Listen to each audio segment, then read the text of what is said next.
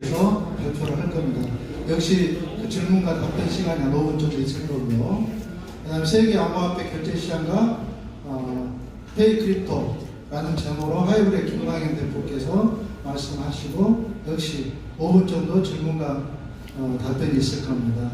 궁금하신 것들 5분이라는 시간이 짧은 시간이지만 핵심적으로 질문하실 것들 준비를 하셔서 질문을 하시기 바랍니다. 그리고 각 업체를 상담 코너에서 상담을 하시고 그렇게 마치도록 하겠습니다. 그럼 우리 블록체인 스타트업의 신근영 회장님 모시도록 하겠습니다.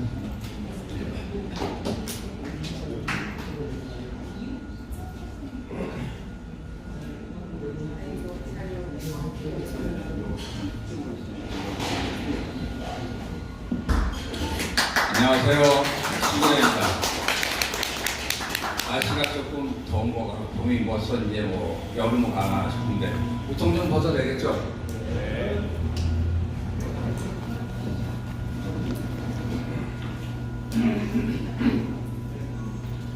자, 여러분 크라우드 펀딩에 대해서는 다들 개념을 아시죠?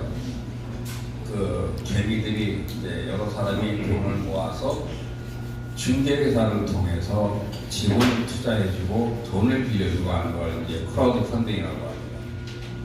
이제 여기에 관계돼가지고 이제 사실은 왜 이런 행사가 마련되냐 하면요.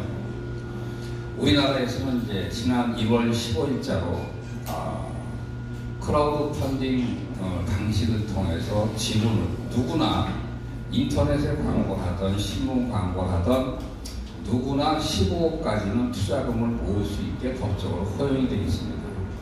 근데 암호화폐하고 이 블록체인 하는 기업에 대해서는 이 중개회사들이 사실은 정부의 어떤 이제 압력에 의해서 크라우드 펀딩의 대상으로 접수를 해주지 않고 있습니다. 어떻게 보면 법에 있는데 금지에 있는 것도 아닌데 크라우드 펀딩을 통해서 이 블록체인 암호화폐 스타트업들이 자금을 모을 수 있는 길이 막혀 있기 때문에 그걸 막지 말아달라고 하는 어떤 소원을 내기 위해서 샌드박스를 통해서 하기 위해서 이런 행사가 마련됐습니다. 그래서 제가 오늘 여러분들한테 이 크라우드 펀딩 제도의 현황에 대해서 먼저 설명드리고 저희 협회가 어떤 방법으로 이 크라우드 펀딩을 갖다가 통해서 우리 블록체인 암호화폐 ICO 하는 이런 스타트업들이 자금을 조달할 수 있는 길을 열어갈 것이냐 하는 저희 협회의 어떤 생각 이런 걸 밝혀드리는 자리가 되겠습니다. 자, 먼저 보겠습니다. 근데 이게 왜 안 넘어가냐? 빼는 건 아니죠. 자, 크라우드 펀딩이 지난주입니다. 4월 12일자로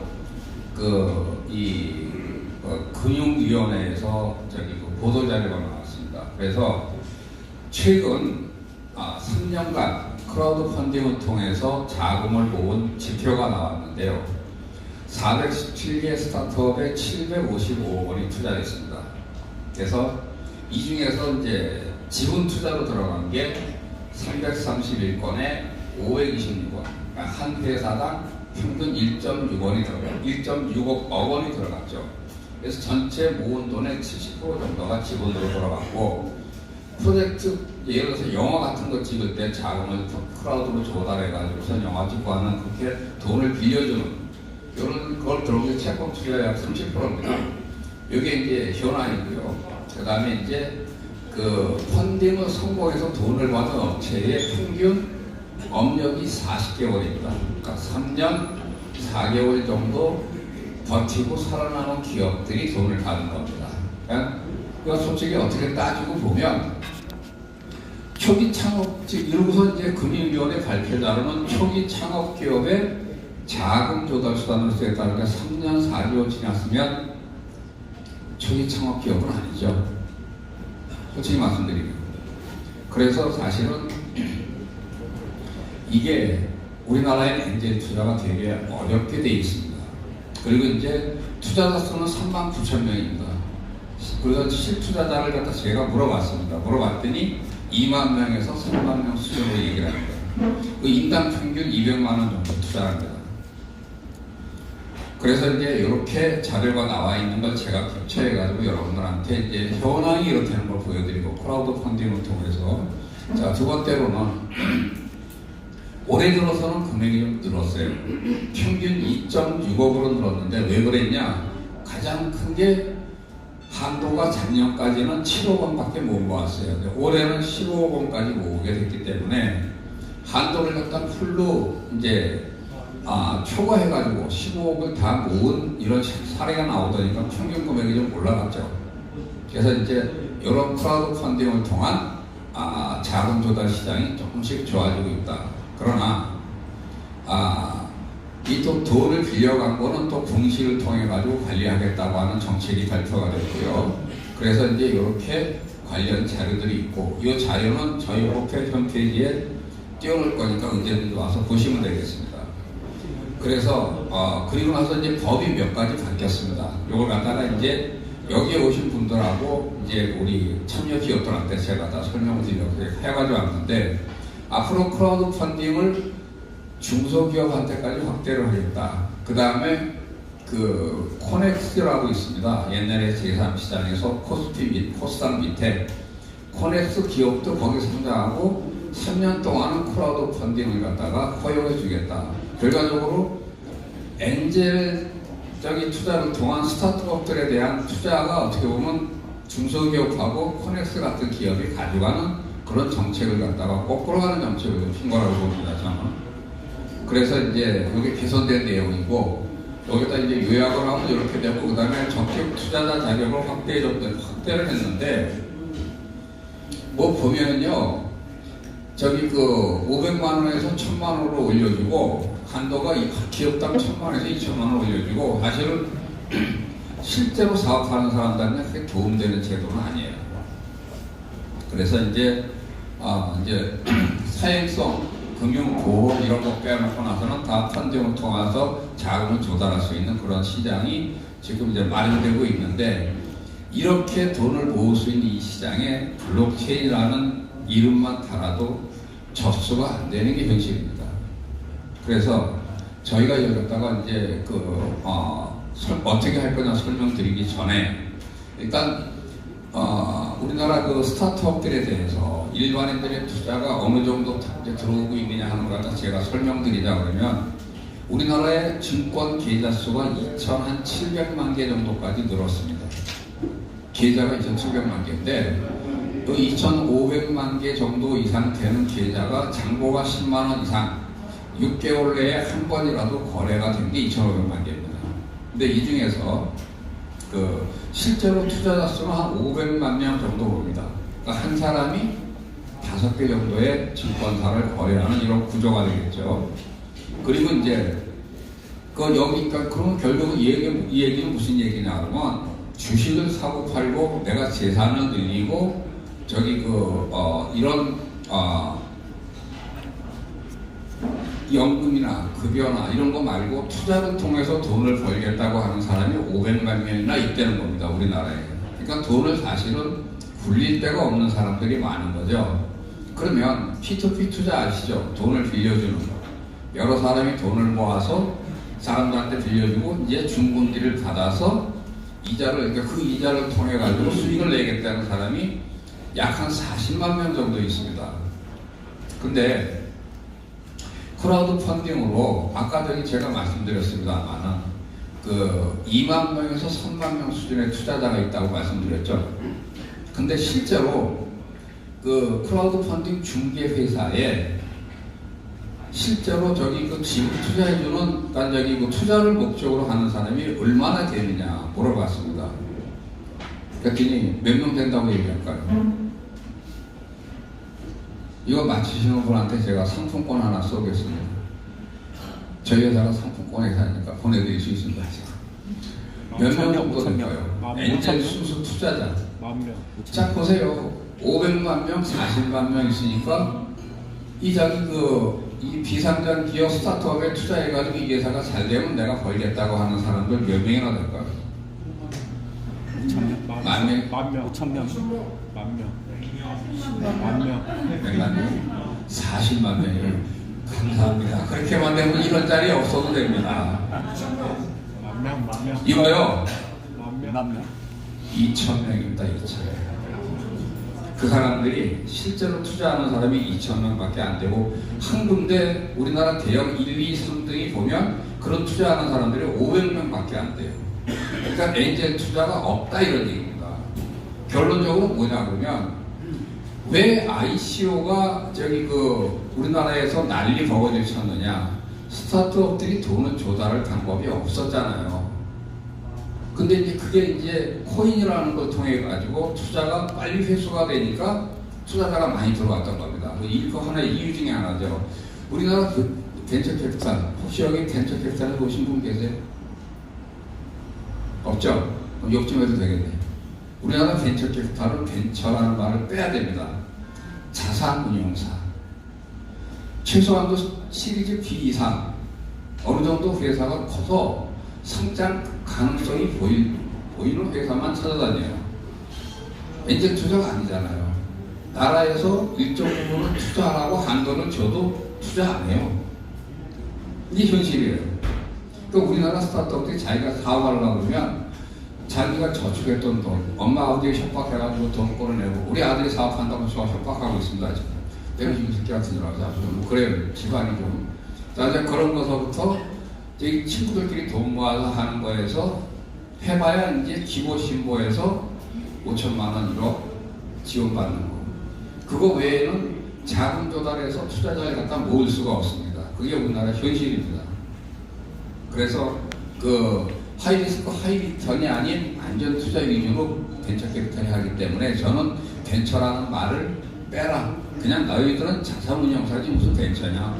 벤처 캐피탈들은 상장 가까이 내일 모레 상장하는 회사 찾아가가지고 돈 넣겠다고 사정을 해요. 벤처 캐피탈 아니죠. 그러니까 우리나라가 아직은 투자 문화가 그만큼 안 돼 있습니다. 그래서 엔젤 투자 구진의 원인은 사실은 VC만 욕할 것도 아닌 게요.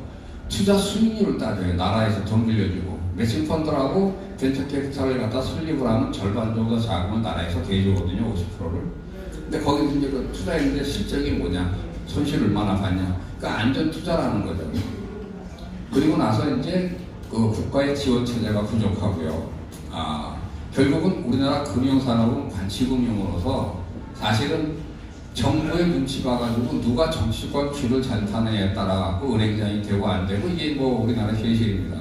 근데 우리나라뿐만 아니고 대부분의 나라가 그렇습니다. 이해할 만한 부분도 있지만 그래도 숨통은 터지고 이렇게 가야 되는데 답답한 게 많습니다. 그래서 제가 금융권 욕을 좀 많이 하는데 계속 찍혀 있습니다. 제가 그래서 근데 엔젤 투자들이 투자 안 하는 게요. 왜 그런지 아세요? 보통 스타트업 출발해가지고 IPO 해가지고 상장하는데 평균 12년 걸립니다. 투자하고 12년 기다려야 돼요. 누가 하겠어요? 그래서 이제 그 시절에 ICO 강풍이 그래서 나타난 거죠. 가서 코인 받아서 풀면은 내가 회수할 수 있으니까. 그러니까 이 제도를 살릴 생각을 해야 되는데 투자자들이 투자하고 회수가 빨라질 것 같으면 투자자들이 늘어나서 산업의 선순환 과정이 오는데 그걸 갖다 못하게 막는 겁니다. 지금. 그래서 정부한테 계속 저희가 요구하는 게 체계적인 ICO 가이드라인 빨리 내놔라. 근데 안 내놓고 있습니다. 지금 준비를 하고 있는 것 같습니다. 그래서 그러면 저희는 STO 샌드박스 신청을 어떻게 할 거냐. 저희 생각은 이렇습니다. 기본적으로 정부가 15억까지 걷기로 했으니까 15억까지는 STO를 허용해달라. 근데 STO라고 하면 이게 사실은 이게 시큐리티 토큰이 될 것 같으면 지분이 되죠. 이제 금융법에 제한을 받습니다. 그래서 사실은 말은 이렇게 표현하고 실제로는 지분 투자를 받고 주주로 들어오면 주주한테 코인을 많이 주면 되겠죠. 나중에 시장에서 ICO나 또는 이제 IEO나 이렇게 자금을 조달하는 사람보다는 주주들한테는 내부사니까 많이 줄 수 있잖아요. 그러니까 정상적으로 지분 투자를 받자. 근데 블록체인 한다 그러면 크라우드 펀딩 접수를 안 해주니까 받을 수가 없잖아요. 그걸 막지 좀 말아달라. 그것만 요청하는 거예요. 저희는. 무슨 말씀인지 아시겠죠? 그리고 나서 아이드라인을 제정하니까 여기 저 적격 투자자를 그러니까 도입을 해서 그렇게 하되 15억까지만 하되 그 다음에 이제 거꾸로 그 15원에 샌드박스에 신청을 하면서 뭘 할 거냐 그러면 그 STO 적격 투자자 제도를 갖다 도입을 해달라. 그러니까 여기 그 블록체인 쪽에 투자하려고 그러면은 어느 일정 수준의 재산이 있거나 미국 같으면은 미국에서는 저기 이 ICO에 투자하는 사람은 적격 투자자로 한정을 뒀습니다. 그래서 텔레그램이 그 적격 투자자들만 돈을 모은 게 2조 원 넘게 모았죠. 그러니까 미국은 적격 투자자가 최소한도 예를 들어서 금융자산이 100만 달러 이상, 그 다음에 뭐가 얼마 이상, 1년의 수입이 얼마 이상, 이런 자격이 있으면 어디든지 투자할 수 있는 자격을 줍니다. 그 사람의 재무상태나 이런 걸 봐가지고. 근데 우리나라는 좀 까다롭게 돼 있는데 이걸 갖다가 좀 만들어 달라. 그 다음에 벤처 캐피탈 보고 제발 안전자산만 하지 말고 엔젤 투자를 좀 의무적으로 무조건 해라. 손실 나도 좋으니까 이것도 좀 풀어달라. 이런 걸 갖다 좀 저희가 이제 강조를 하면서 그 다음에 이제 구체적인 내용은 우리는 15억까지만 하겠다. 그리고 나서 그 15억 이상에 있어서 추가 자금 조달이 필요할 때는 그 다음에는 일반인한테 돈을 못 걷게 받고 법적으로 기관 투자자, 벤처 캐피탈, 적격 투자자한테만 걷어라. 너희가 법을 그렇게 만들어주면 될 거 아니냐. 그 스타트업들이 15억을 걷어서 사업을 할 수 있지 않겠느냐. 그 다음에 이제 그 해외 투자자한테 돈 걷는 거 아무 소리 하지 마라. 이제 그 다음에 이제 이런 걸 갖다가 같이 묶어가지고 샌드박스에 제안을 할 생각입니다. 그냥 무조건 해달라고 하면 안 되잖아요. 그 사람들한테 합리적인 의견을 내야 될 거 아니겠습니까? 그래서 대신에 이제 이렇게 하는 대신에 규제도 만들어라, 여기에 대해서. 그래서 금융상품의 하나니까 가이드라인과 규제를 만들어 달라. 우리가 범법을 해가면서 사업을 할 생각은 없다, 이런 얘기입니다. 그러니까 기존에 이 사기꾼들하고 좀 차별화해서 여기 우리가 대응을 해달라. 그래서 더 이상 방치하지 말고 제발 좀 사정 해가면서 제가 이제 한번 읍소를 할 생각입니다. 여러분 한 12개 회사가 지금 여기 모여 있습니다. 같이 연명을 해가지고 제안할 생각입니다. 그래서 이제 한 가지 제가 이제 마지막으로 이제 드릴 말씀은 많지만 이런 제도를 내는데 어저께 금감원의 필테크 담당 지원하는 총괄하시는 단장님이 이제 저희 단톡방에다 글을 올리셨어요. STO가 어려운 이유. 물론 이제 저희를 좋아하고 저도 이제 아주 친하니까 이제 우리 스타트업에 대한 좋은 얘기를 해주셔서 올리는데 결론은 STO 안 된다였습니다. 그래서 제가 한 가지 여쭤보겠습니다. 여러분 이게 뭔지 아시죠? 다이슨입니다. 날개 없는 선풍기. 자, 다이슨이 저 진공청소기를 만드는데 몇 번 정도 모델을 개량해가면서 몇 번 정도 이거 수정을 해가면서 만들었을까요? 한번 맞춰보세요. 이것도 저기 상품권 쏴드리겠습니다. 이렇게 맞히는 사람이 없으세요? 몇 번 정도 저 모델이 나오기 위해서 다이슨이 얼마나 많은 수정을 했느냐? 1000번, 5만 번. 1000번이요. 5만 번. 어느 분이? 1000번. 10,000번이요? 근데 모델을 10,000번을 바꾸려고 하면 얼마나 시간이 걸릴까요? 상식적으로. 근데 이걸 갖다가 제가 드리는 말씀이 다이슨이 올해 매출액이 작년 매출이 얼마인지 아십니까? 저기 상품 만들어서 저런 가전 팔아서 번 게 얼마냐? 영업이 얼마냐? 우리나라 돈으로 6조 4천억 매출을 했습니다. 어마어마하죠? 영업이익은 얼마냐? 1조 6천억입니다. 다이슨의 혁신은 저 진공청소기 하나 만드는데 5,170번에 달하는 모델을 바꿔서 수정을 해갑니다. 그렇죠? 바꿔나갑니다. 결론은 뭐냐 그러면 점진적인 변화, 점진적인 발달에 의해서 결국은 혁신이 이루어집니다. 그래서 혁신은 축적을 해가면서 나타나는 것이 어느 순간에 쫙 나타나는 거 아닙니다. 저희가 정부한테 STO 투자에 대해서 요구를 들어간다고 하더라도 한 번에 안 바뀝니다. 대신에 우리가 꾸준히 업계의 목소리를 내고 스타트업의 목소리를 내고 노력을 하다 보면 1년, 2년, 3년 지나다 보면 우리 후손들, 우리 후배들이 일할 수 있는 좋은 풍토가 만들어지는 그런 그 혁신이 이루어지지 않겠느냐. 그런 의미에서 이번에 저희가 이런 시작을 합니다. 자, 여기까지 하겠습니다. 감사합니다.